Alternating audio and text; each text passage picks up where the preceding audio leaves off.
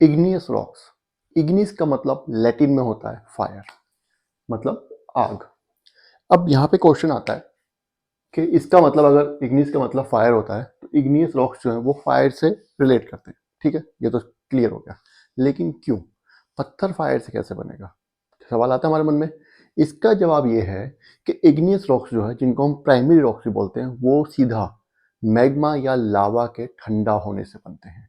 और ये हमने लास्ट क्लासेस में पढ़ा है कि मैग्ना जो आता है वो अर्थ के कहाँ से आता है, कहाँ से आता है, हीट चैम्बर से। मतलब ये हमारा सर क्रस्ट है, इसके नीचे यहाँ पे मेंटल कोर बाउंड्री है, यहाँ से जो मेंटल में जो लावा पहुँचता है मेंटल कोर बाउंड्री से, जिसका कि टेम्परेचर बहुत ज़्यादा होता है, ये लावा जब बाहर निकलता है, ये बाहर निकलेगा तो ये क्या बनाएगा, ये लावा ठंडा होने के बाद इग्नियस रॉक बनाएगा। जब ये क्रस्ट के ऊपर आ गया तो ये लावा कहलाया। ये बात हमने पढ़ चुके हैं, लावा और मेंटल में डिफरेंस मैं बता चुका हूँ। जब ये क्रस्ट के अंदर था उस टाइम पे इसको मैग्मा कहते हैं। अगर ये अंदर ही कहीं सोलिडिफाई हो गया, मान लीजिए यहाँ पे सोलिडिफाई हो गया, ये यहीं पे सोलिडिफाई हो गया, ये रप्चर होना बंद हो गया, ऊपर जाना लावा का फ्लो बंद हो गया और यहीं पे सोलिडिफाई हो जाए, तो यहीं पे रॉक बन जाएगा और इसको तब ये क्या, मैग्मा से रॉक बनेगा। और अगर ये बाहर निकला लावा, तब ये रॉक बनेगा जो बोलेंगे हम लावा से रॉक बना है। इन दोनों के स्ट्रक्चर में थोड़ा सा डिफरेंस होता है, वो हम आगे जाके पढ़ेंगे। फिलहाल अभी हम इग्नियस रॉक्स के बारे में पढ़ रहे हैं। क्लास 11th का चैप्टर 5 है minerals and rocks. This is Ankur Kaushik and you are welcome on our channel UPSC Access. तो आज स्टार्ट करते हैं हम इग्नियस रॉक्स। ये मैंने बता दिया आपको कि इग्नियस को लैटिन में फायर बोलते हैं। These are also known as primary rocks. क्यों बोलते हैं इनको प्राइमरी रॉक्स, सबसे पहले यही तो बने, सेडिमेंट्री रॉक्स और मेटामॉर्फिक रॉक्स दोनों इन्हीं से बने हैं, ठीक है। पहले इग्नियस रॉक्स आए, उसके बाद ये दोनों बने। कैसे, ये भी हम आगे पढ़ेंगे जैसे जैसे पढ़ते जाएंगे। तो इनको प्राइमरी रॉक्स बोलते हैं और they are form magma lava from interior of the earth. कैसे बनते हैं ये, मैग्मा और लावा से इंटीरियर ऑफ द अर्थ में। समझ आ रहा है कैसे,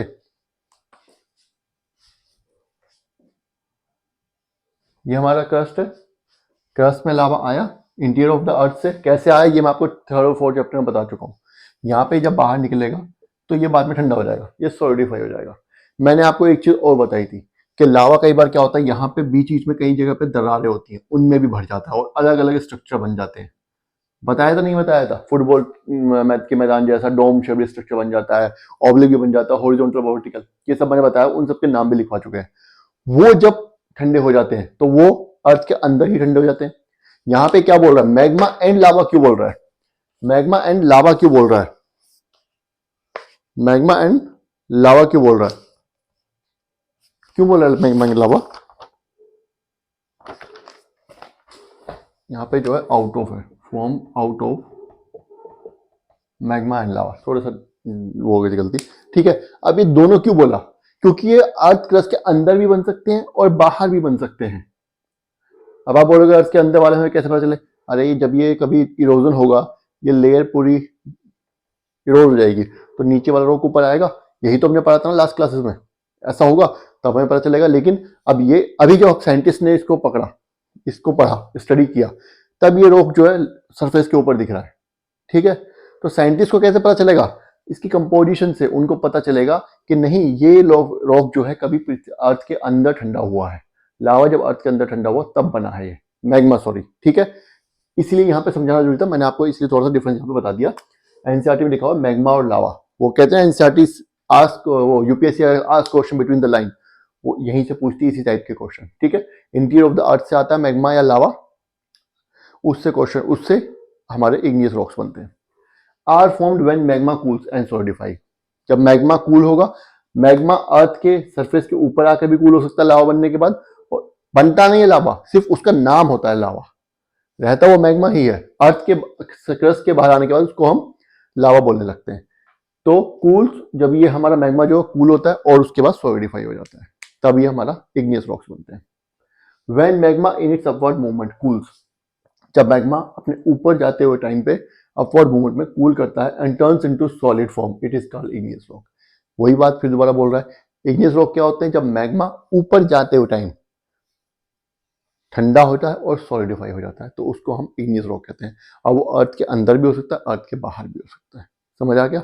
अंदर बाहर में डिफरेंस होता है, वो हम आगे पढ़ेंगे जीएस में क्या होता है। इनफैक्ट बाहर आने के बाद भी मान लीजिए क्रस्ट के ऊपर रोक आया, क्रस्ट के ऊपर लावा आ गया, ये लावा आ गया हमारा, ठीक है, अब ये ठंडा हो गया, इग्नियस रॉक बन गए। अगर यहाँ पे ओशन है तो इसका स्ट्रक्चर चेंज हो जाएगा, और अगर ओशन नहीं है तो भी इसका स्ट्रक्चर चेंज हो जाएगा पानी की वजह से, वो भी हम पढ़ेंगे आगे, ठीक है। थोड़ा सा मैंने हिंट दे दिया आपको ताकि आगे एकदम से आपको डीप ना लगे पढ़ने में। The process of cooling and solidification can happen in the earth crust और on the surface of earth. Again कि जो प्रोसेस ऑफ कूलिंग, इसने बोल दिया पहले तो कि जो अपवर्ड मूवमेंट से जो लावा जो है मैग्मा जो वो कूल और सॉलिडिफाई हो जाता है तो इग्नियस रॉक्स बनते हैं। अब वो कूलिंग और सॉलिडिफिकेशन अर्थ के क्रस्ट के नीचे भी हो सकती है और क्रस्ट के ऊपर भी हो सकती है, मतलब अर्थ के इंटीरियर में भी हो सकती है और अर्थ के सरफेस पे भी हो सकती है।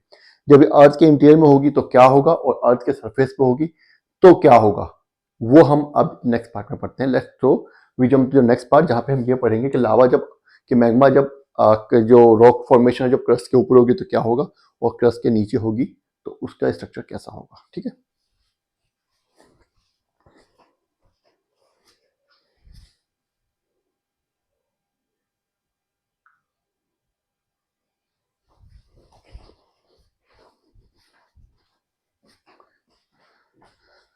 आगे बढ़ने से पहले मैं आपको एक चीज बता देता हूँ। देखिए हमने भी पढ़ा कि अगर जो मैग्मा कूल होगा, मैग्मा जब कूल होता होगा और सॉलिडिफाई होगा तो अगर क्रस्ट के नीचे होगा तो रॉक्स का स्ट्रक्चर चेंज अलग होगा और क्रस्ट के ऊपर होगा तो रॉक्स का स्ट्रक्चर अलग होगा। ऐसा क्यों होगा? ऐसा इसलिए होगा कि अगर वो क्रस्ट के नीचे सॉलिडिफाई होगा, जितना ज्यादा नीचे सॉलिडिफाई होगा तो उतनी ज्यादा नीचे क्या होगा, टेम्परेचर ज्यादा है ना, तो टेम्परेचर ज्यादा है तो वो धीरे धीरे कूल करेगा, धीरे धीरे सॉलिडिफाई होगा। समझ आ गई बात? और अगर वो क्रस्ट के ऊपर है तो वो सडनली सॉलिडिफाई करेगा, ठीक है, समझ आ रहा है? अगर वो अंदर सॉलिडिफाई करेगा तो धीरे धीरे सॉलिडिफाई कर रहा है, इस वजह से उसमें जो ग्रेन्स बनेंगे, जो क्रिस्टल्स बनते हैं मिनरल्स के, हमने पढ़ा था ना मिनरल्स में क्रिस्टल्स होते हैं, वो बड़े होंगे। और अगर बाहर करेगा सडनली तो वो क्रिस्टल जो होंगे, वो ग्रेन्स जो होंगे वो छोटे होंगे। यही हमें अभी पढ़ना है, देखते हैं आगे एनसीईआरटी क्या बोलती है। Igneous rocks are classified based on texture. Igneous rocks को हम टेक्सचर के बेस पे क्लासिफाई करते हैं। टेक्सचर मतलब छू के पता लगाना, जैसे मार्कर, इसके ऊपर से सॉफ्ट है, रफ भी हो सकता था, है ना, सॉफ्ट भी हो सकता है, रफ भी हो सकता है। तो टेक्सचर, जैसे पनीर को आप हाथ लगाओगे तो अलग टेक्सचर मिलता है, रेत पे आप हाथ लगाओ तो अलग टेक्सचर मिलता है ना, तो छू के महसूस करने वाला टेक्सचर पे ऊपर बेस हम इग्नियस रॉक्स को क्लासिफाई करते हैं।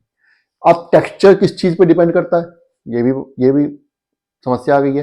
तो टेक्सचर हमारा डिपेंड करता है साइज के ऊपर एंड अरेंजमेंट ऑफ ग्रेन्स। किस चीज का साइज?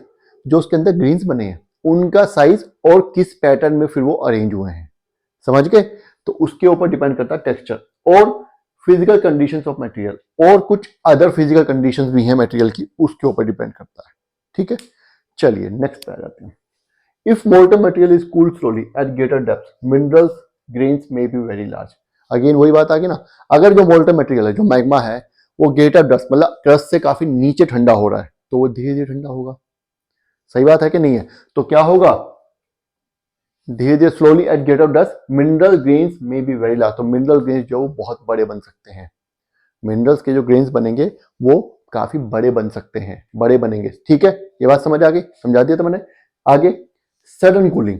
अब सडन कूलिंग अगर होगी मैग्मा की, लेकिन वो सडन कूलिंग कब होगी? एट द सरफेस, जब मैग्मा सरफेस पे आ जाएगा। अगर मैग्मा क्रस्ट के ऊपर है तो तुरंत ठंडा होगा, क्योंकि वहां पे क्या होगा, टेम्परेचर जो एनवायरमेंट का बहुत कम है, तो एकदम से ठंडा होना स्टार्ट होगा कंपैरेटिवली। हालांकि ठंडा होने फिर भी बहुत लंबा टाइम लगता है, लेकिन नीचे के कंपैरिजन में तो बहुत जल्दी ठंडा होगा। समझ आ गया? तो result in small and smooth grains. तो जो ग्रेन्स बनेंगे मिनरल्स के वो कैसे बनेंगे? वो छोटे भी बनेंगे और स्मूथ भी होंगे। समझ आ गया? चलिए आगे पढ़ते हैं। Intermediate condition. अब कई बार क्या होता है, डेप्थ ना ज्यादा है ना कम है। मान लीजिए कि क्रस्ट है, क्रस्ट के बिल्कुल नीचे ही ठंडा हो गया, है ना, तो ये क्या होते हैं, इंटरमीडिएट कंडीशंस होती हैं। इंटरमीडिएट कंडीशन में क्या होगा, cooling could result in intermediate size of grains. तो जो ग्रेन्स का साइज है वो भी इंटरमीडिएट हो जाएगा, बीच का रहने वाला है। और मेकिंग अप इग्नियस रॉक्स के जो ग्रेन्स इग्नियस रॉक्स बनाने वाले हैं उनका साइज भी फिर इंटरमीडिएट ही रहने वाला है। वो ना बहुत ज्यादा हार्ड रहने वाले, ना बहुत ज्यादा स्मूथ रहने वाले, ना बहुत ज्यादा बड़े रहने वाले, ना बहुत ज्यादा छोटे रहने वाले, बीच में रहेगा सब कुछ। समझ आ गया, इंटरमीडिएट ही रहेगा। अब क्या बोल रहा है, ये एग्जाम्पल्स हैं, एग्जाम्पल्स आपको रटे होने चाहिए एनसीईआरटी के, ज्यादा नहीं करना है, सिर्फ एनसीईआरटी का एग्जाम्पल भी अगर आप एग्जाम में लिखा होगा ना तो भी आपको बहुत से नंबर मिलने वाले हैं। बाहर से एक दो ऐड कर दो तो और भी अच्छी बात है, ठीक है। चलिए एग्जाम्पल है granite, gabbro, pegmatite, basalt, volcanic breccia और हमारा टफ। 1 2 3 4 5 6 एग्जाम्पल्स एनसीईआरटी में दिए हुए हैं, ये तो याद ही होने चाहिए। उसके बाद फिर जो मैं जीएस में लिखवाऊंगा वो याद करना है, तो इतना भी याद करना हो जाएगा तो भी बहुत बड़ी बात है। आप 6 एग्जाम्पल्स भी लिख देंगे तो भी आपको नंबर काफी मिल जाएंगे, ठीक है।